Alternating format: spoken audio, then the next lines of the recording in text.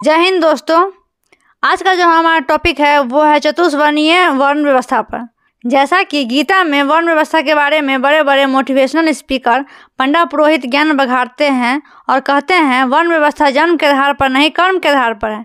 तो चलिए आज हम जानते हैं कि क्या गीता में वही लिखा गया है जो बातें वे लोग बोलते हैं। जैसे कि विवेक बिंद्रा गीता के अध्याय 4 के श्लोक 1 में कहते हैं चतुष्वर्णीय माया सिस्टम गुना कर्म विभागस, और इसके बारे में कहते हैं वर्ण व्यवस्था जन्म के आधार पर नहीं कर्म के आधार पर बनाया गया है।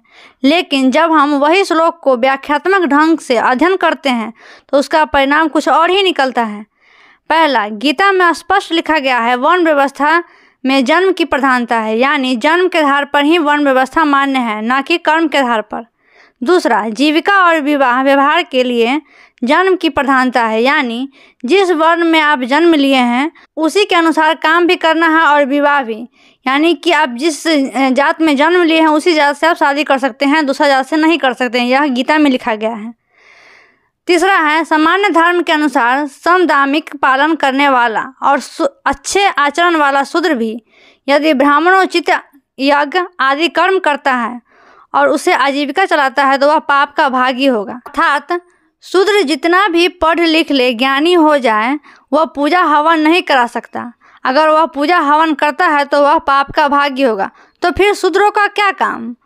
ब्राह्मण क्षत्रिय वैश्य जिसे द्विज कहा गया है, उनके यहाँ दासवृत्ति से सेवा करना, उनके यहाँ जल भर कर देना, स्नान कराना यानी उनके शरीर के गंदगी को साफ करना, उनके यहाँ हजामत का काम करना, चौकीदारी का काम करना, उनके पशुओं का गोबर मूत्र साफ करना, ये सब शूद्रों का काम है। लेकिन ब्राह्मण जो है वो ब्राह्मण क्षत्रिय वैश्य ये लोग शूद्र के यहाँ पानी भर कर नहीं दे सकते हैं, शूद्रों को स्नान नहीं करा सकते हैं, शूद्र के यहाँ पशुओं के गोबर मूत्र साफ नहीं कर सकते हैं। तो इस तरह के व्यवस्था भागवत गीता में बनाया गया है। शूद्र को ना तो पढ़ने का अधिकार है, ना ही व्यापार करने का अधिकार है, ना राजा बनने का अधिकार है। शूद्र का एकमात्र काम है तीनों वर्णों की गुलामी करना।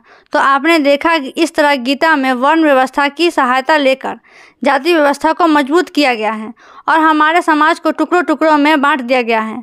आज जितने भी गुरु घंटाल कथा पंडालों में ज्ञान देते मिल जाएंगे वर्ण व्यवस्था जन्म पर नहीं कर्म पर आधारित है, वे लोग ऐसा इसलिए बोलते हैं क्योंकि इस देश में संविधान लागू है, नहीं तो यह लोग वही राग अलापते जो गीता वेद पुराण में लिखा है।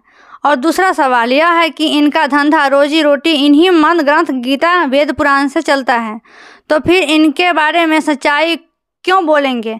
आप खुद से ही जितने भी धर्म ग्रंथ हैं उसको पढ़िए और पाखंडियों बाबा से बचते रहिए। अगर आपको आज का हमारा वीडियो अच्छा लगे तो लाइक कीजिएगा। ऐसे ही तर्कपूर्ण बातों को जानने के लिए आप हमारे चैनल को सब्सक्राइब कीजिए। मिलते हैं नेक्स्ट वीडियो में, तब तक के लिए धन्यवाद।